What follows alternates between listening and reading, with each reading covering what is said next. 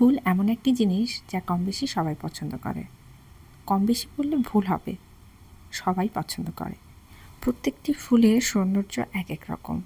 কিছু ফুল এত বেশি সুন্দর এবং সেই সাথে ফুলের রং, গন্ধ যা প্রত্যেকটি মানুষকে কাছে টানে।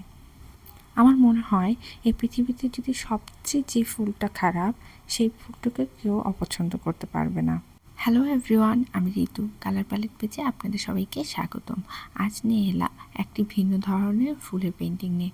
চলুন তাহলে শুরু করে ফেলি। পেন্টিংটির ব্যাকগ্রাউন্ডটি আমি আগে করে নিয়েছি। ব্যাকগ্রাউন্ডটিতে আমি কালচে সবুজ রং ব্যবহার করেছি। কালচে ঠিক নয়, ডার্ক সবুজ রং বলা যেতে পারে। এখন আমি কমলা রং ব্যবহার করে ফুলগুলো এক একে করে নিচ্ছি। এমনভাবে করছি যাতে প্রত্যেকটি ফুলের পাতা বোঝা যায়। এক একটি তুলির আঁচড় এক একটি ফুলের পাপড়ির মতন করে নিচ্ছি। আচ্ছা, আপনাদের কি কখনো অনেকগুলো ফুল পেলে বা ফুল দেখলে মন ভালো হয়ে যায়? আমার কিন্তু হয়। আমি ফুল দেখলেই আমার মন ভালো হয়ে যায়। সেটি জঙ্গলের ফুল হোক বা কেনা ফুলই হোক, ফুল দেখলেই মন ভালো হয়ে যায়। কাছে থাকা যে ফুলগুলো রয়েছে সেই ফুলগুলো দূরে থাকা ফুলগুলোর তুলনায় একটু বড় করেছি, যাতে বোঝা যায় যে কাছের ফুলগুলো বড় এবং দূরে থাকার কারণে পিছনে যে ফুলগুলো রয়েছে সেগুলো ছোট লাগছে। টিয়া রং ব্যবহার করে আমি কিছু পাতা তৈরি করে নিচ্ছি। কিছুটা গাঁদা ফুলের টাইপের পাতার মতন করে একে একে পাতাগুলো করে নিচ্ছি। আমি যে ফুলগুলো করেছি সেই ফুলগুলো এখন রং শুকিয়ে গেছে। এখন এই ফুলগুলোর উপর কমলা রং ব্যবহার করে আমি আরেকটি শেড তৈরি করছি, যাতে ফুলগুলো সুন্দরভাবে বোঝা যায়।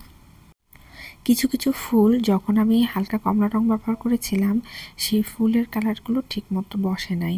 কিন্তু ফুলের কাজ যখন আমার শুকিয়ে গেল, যখন আমি কমলা রং ব্যবহার করছি, এই কমলা রঙের সাহায্যে আমি আমার ফুলের পুরো কাজের ডিটেলিং ফুটে তুলব এবং যেই জায়গায় রং বসে নাই সেই জায়গায় সুন্দর করে রং বসিয়ে দেব।